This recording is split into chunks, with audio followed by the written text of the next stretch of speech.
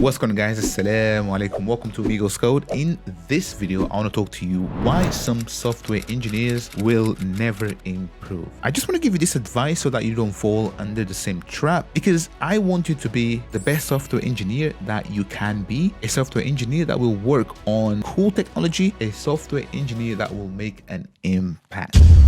This list right here that I have, it's from experience. Maybe you have a different experience or you have a different opinion, and I would like to know, why do you think that some developers will never improve? Comment down below. The very first thing that I want to talk to you about is that some software engineers, they are too comfortable. I remember one day I was talking to my friend Carlos, and he said, listen, I'm not a conformista or conformista. He was speaking in Spanish, by the way. Basically, he said that it doesn't settle for what he has. So he's always trying to learn new technologies, trying to see what's out there in the market. Because as you know, like, technology evolves at a very fast pace. And if you are one of those software engineers that are stuck in the past with all technology, then let me tell you right now that you will not last. Now, what you should really be doing is keeping up to date with latest technologies, reading blogs, being part of meetups, conferences, which companies usually they have a budget, and also they have budget for training. So make sure that you are always learning and see what is coming out there. I remember when I was a junior developer, there was a guy that was at the company for 17 years, and I would ask him simple questions because as a junior developer, I was curious. I wanted to learn, right? Some of the questions that he would give me, they weren't convincing, or he wouldn't know, because I would expect him to know, like, the stuff that I would ask because I was a junior software engineer. And I'm like,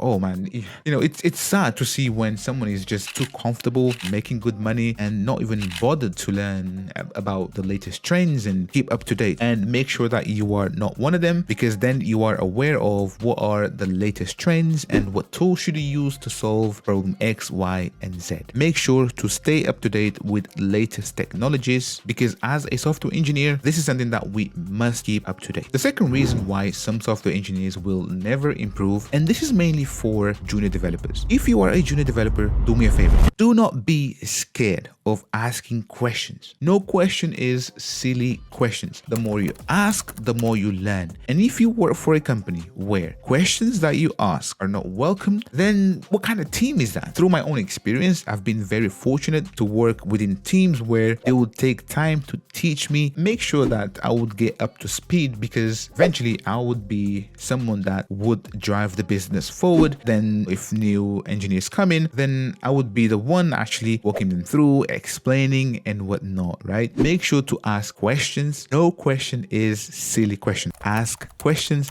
as much as you can. Now, the third reason is that some engineers, they will avoid difficult problems. Let's say that, there's a new requirement for you to build a new feature and you've never done it. Sometimes you kind of feel like, oh, do you know what? I don't know how to do it. I have no idea. That is fine, because as part of being a software engineer, you will basically learn through experience, right? Don't be afraid of new challenges. And if you think that, this problem that you are about to solve is difficult, so be it, right? Because that is how you're going to become a much better software engineer. Therefore, if you go through these difficult problems, you will become a valuable asset, right? So then you can take everything that you learn from experience, you can check on your CV and say, look, I've worked on really interesting projects and difficult problems, and this is what companies are looking for. Companies are looking for people that can solve problems, right? Now, if you haven't done it before, go for it, because that is what's going to set you apart. And I remember this guy that I used to work with, he joined the company as a junior developer. He was so curious. He always wanted to work on difficult projects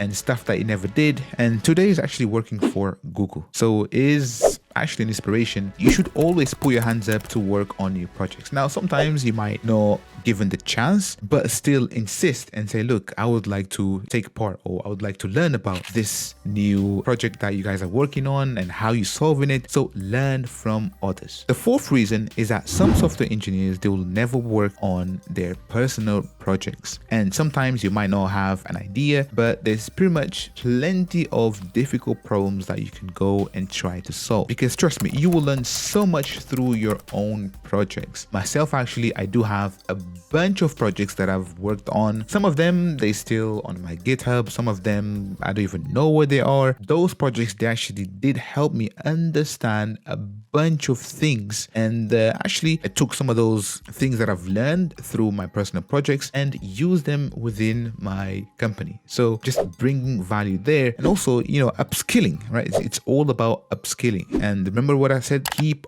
on learning. The fifth reason is that you never change your roles. And this really links with the first thing that I said in this video. Some engineers are too comfortable. If they're too comfortable, it's because they've been in the same position for a very long time and they have no ambition. So make sure that you are not one of them. Then the last thing is that as a software engineer, you are stuck with one and only one language. Don't be one of them. So the good software engineers that I know, they always have one preferred language, even if it's like a weird language, but they know one language well enough, but they also have interests in other languages. So myself, I do have lots of interest on GoLand, and I think it's one of my favorite languages, to be honest, because of the concurrency and its simplicity. If you don't know much about GoLand, GoLand is language that is behind Kubernetes. Yes, Kubernetes, it's written in GoLand. For all my new projects, I always choose GoLand because I've got huge interest, even though I know Java quite well, but still I use GoLand because, I want to become better at it. And it's a language which has lots of potential. To be honest, this is it. Let me know if I've missed anything, whether you agree or disagree. Literally just comment down below. This is pretty much it. Don't forget to subscribe if you haven't done so, and also smash that like button. This is all for now. I'll catch you in the next one. Assalamu alaikum.